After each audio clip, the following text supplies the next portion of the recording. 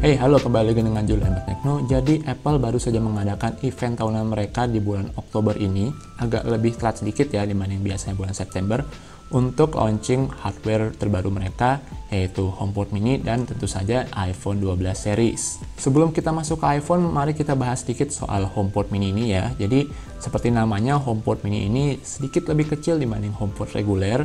Dia punya Siri control, lalu juga ada sisi atas yang menyala untuk mengendalikan HomePod mini ini secara manual. Dia punya audio 360 derajat dan Apple klaim punya yang namanya computational audio, di mana audionya itu dituning supaya cocok dengan lagu yang sedang diputar atau audio yang sedang diputar. HomePod mini ini juga support beberapa app untuk musik dan podcast yang populer, meskipun saya di situ nggak lihat Spotify. HomePod mini ini juga bisa di pairing dengan HomePod mini lainnya, dimana kalau Anda serumah itu punya banyak HomePod mini, bisa disinkronkan satu sama lain dan bisa juga dibuat sistem stereo kalau berdekatan ya. Yang cukup menarik adalah HomePod mini ini dijual dengan harga yang relatif terjangkau ya, yaitu $99. HomePod mini mulai tersedia di Amerika sana mulai tanggal 16 November. Oke, sekarang kita lanjut ke iPhone 12 ya, bintangnya pada event kali ini. iPhone 12 ini punya bentuk yang agak mengotak ya, mirip dengan iPhone 4 atau ya agak-agak mirip juga dengan iPad yang zaman sekarang.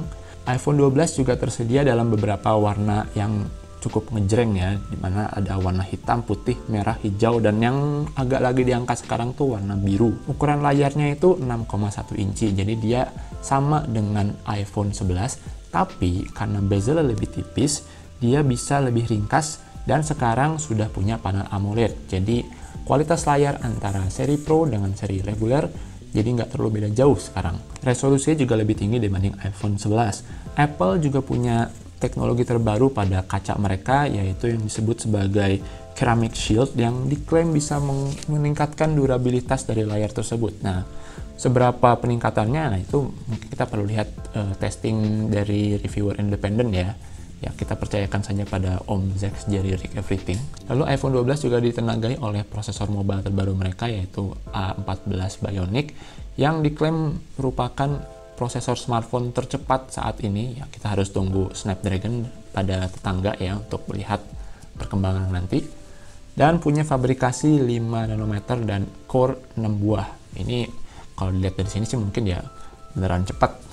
Prosesor ini juga diklaim punya kapabilitas machine learning 70% lebih tinggi dibanding iPhone 11 yang punya A13 Bionic. iPhone 12 juga punya dual kamera seperti iPhone 11, yaitu punya kamera wide dan ultra wide.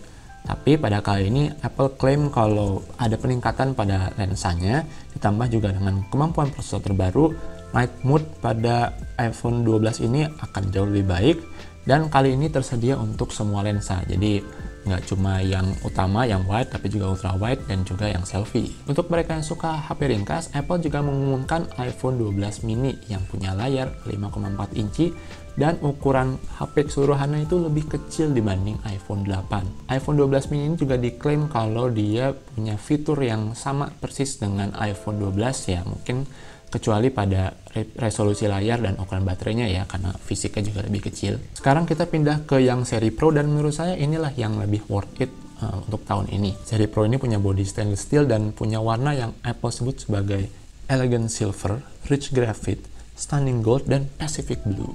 Ya, blue memang lagi diangkat banget ya tahun ini. Fiturnya sama dengan iPhone 12, ditambah dengan peningkatan pada beberapa aspek. Misalnya layarnya itu lebih tajam, dan kameranya overall lebih baik. Jadi dia punya telekamera, jadi lensanya tambah satu lagi dengan 2,5 kali optical zoom, deep fusion untuk peningkatan kualitas gambar. Kali ini tersedia untuk semua lensa pada iPhone 12. Apple Pro RAW, nah ini buat saya cukup penting ya, karena artinya saya punya file RAW yang bisa diedit di Photoshop atau software editing foto lainnya. HDR video recording dan LiDAR scanner yang berfungsi untuk scanning 3D ruangan, augmented reality, dan juga diklaim bisa meningkatkan kemampuan autofocus pada cahaya redup. iPhone 12 Pro juga punya IP68 water and dust resistance, jadi yang iPhone 12 biasa cuma punya splash proof aja ya. Dan iPhone 12 Pro punya layar 6,1 inci, serta Pro Max punya ukuran layar iPhone terbesar saat ini, yaitu 6,7 inci.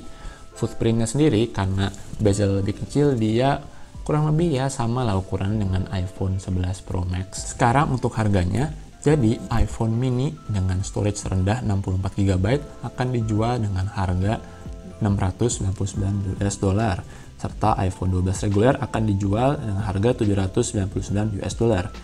Tapi itu untuk provider tertentu di US, dimana kalau harga retailnya itu sebenarnya tambah lagi $30 US.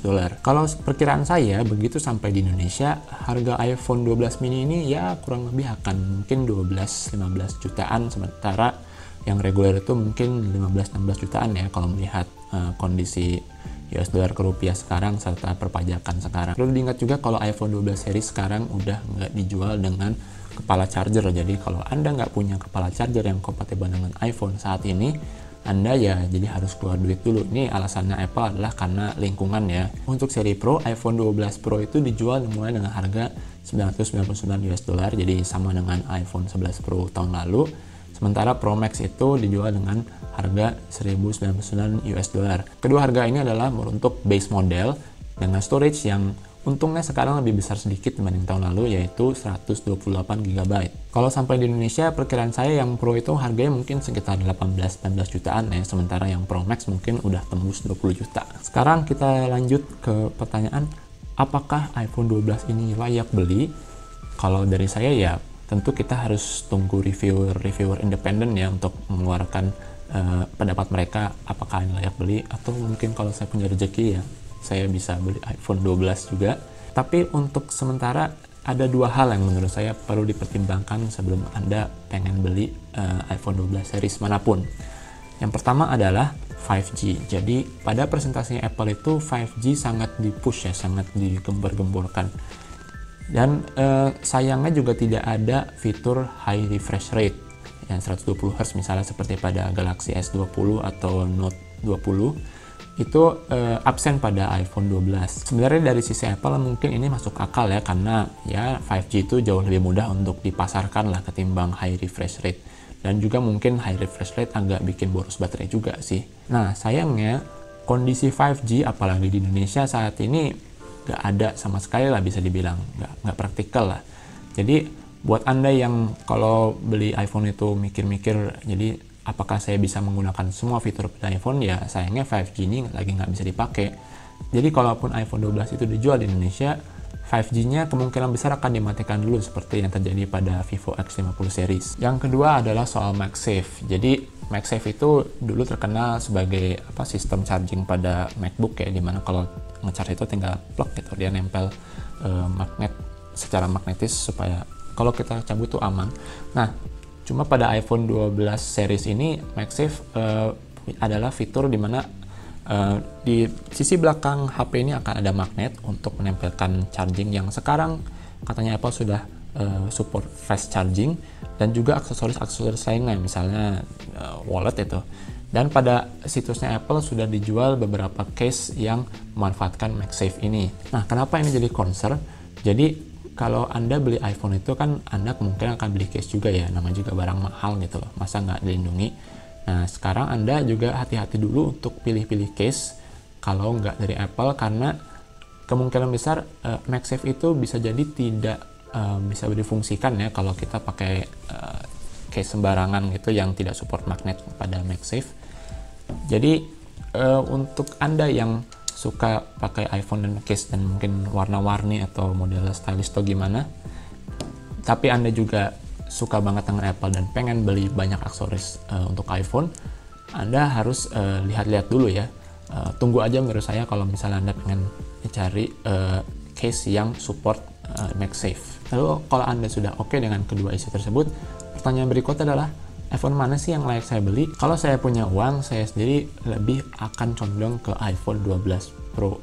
Karena di situ ada fitur-fitur video yang dimana saya sebagai content creator dan juga sering menggunakan HP itu sebagai kamera untuk dokumentasi segala macam. Fitur video dari iPhone 12 Pro itu menurut saya akan sangat berguna ya, karena saya bisa menggantikan kamera pocket atau bahkan mirrorless yang sekarang saya pakai ini. Jadi cukup dengan iPhone 12 Pro saja. iPhone 12 reguler juga menurut saya oke ya. Tapi menurut saya ya sekarang harganya itu nggak terlalu beda jauh lah dengan iPhone 12 seri yang Pro. Apalagi yang 12 biasa itu sekarang ya cuma dapat storage 64 GB. Kalau Anda pengen beli ya, yang penting iPhone, itu sekarang iPhone 11 juga sudah turun harganya ke 599 US dollar. Dimana kalau menurut saya pribadi iPhone 11 itu masih sangat capable. Jadi kapan iPhone 12 series ini masuk ke Indonesia? Kalau di video saya biasanya pertanyaannya suka seperti itu. Nah, kalau melihat tahun lalu, itu iPhone 11 dijual mulai sekitaran bulan Desember. Dimana launchingnya sendiri ya seperti kita ketahui bulan September. Tapi karena sekarang telat dan juga ya kondisi dunia saat ini mungkin sedang kurang baik lah dari segi ekonomi, saya agak ragu kalau iPhone 12 ini akan rilis Desember lagi seperti tahun lalu. Mungkin kemungkinan bulan Januari atau bahkan Februari, di mana kompetisi pada saat itu mungkin akan lebih berat buat Apple karena pada bulan-bulan itu Samsung biasanya sudah rilis Galaxy S terbaru pada bulan Februari. Dan biasanya Samsung juga kalau secara logistik mereka agak lebih jarang telat lah ketimbang Apple. Oke, sekian penjelasan saya mengenai iPhone 12 event pada tahun ini. Mudah-mudahan bermanfaat. Silahkan like video ini jika dirasa bermanfaat. Subs jika tidak ingin ketinggalan konten dari Lembar Tekno lainnya. Saya Jul dan terima kasih telah menonton.